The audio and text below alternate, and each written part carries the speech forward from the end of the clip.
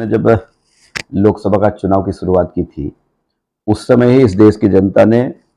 400 पार का लक्ष्य रखा था। और निश्चित ही जब इस देश की जनता तय कर लेती है तो लक्ष्य को पार 4 तारीख को जनता ही करने वाली, क्योंकि अब ईवीएम में मतदान हो चुका है और 4 तारीख को पेटियां खुलने वाली है। और मुझे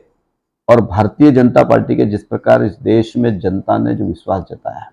नरेंद्र मोदी जी के ऊपर जो विश्वास इस देश की जनता ने विश्वास किया है, और मुझे लगता है कि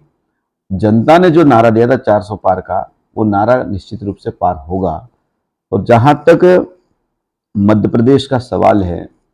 मध्य प्रदेश की जनता ने पहले से ही तय कर लिया था कि जब 6 महीने पहले विधानसभा के चुनाव हुए, उस समय भी मध्य प्रदेश में 163 के लगभग सीटें भारतीय जनता पार्टी की झोली में दी है। और पिछली बार का जब हम रिजल्ट देखते हैं, जब कांग्रेस की सरकार थी, उस समय 29 में से 28 सीट भारतीय जनता पार्टी की झोली में मध्य प्रदेश की जनता ने दी थी। और एक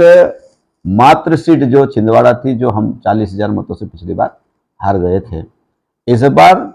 निश्चित ही इस मध्य प्रदेश की जनता के ऊपर विश्वास है कि वो जो छिंदवाड़ा की सीट जो 40,000 मतों से जीते हारे थे,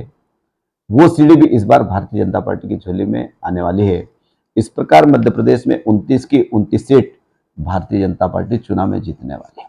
दूसरी बात, कांग्रेस के पास कोई विजन नहीं है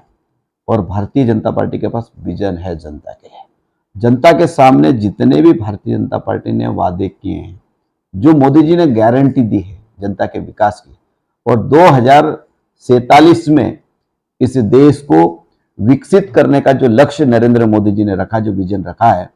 उसके आधार पर ही जनता ने भारतीय जनता पार्टी को मतदान किया है। इसीलिए भारतीय जनता पार्टी ऐतिहासिक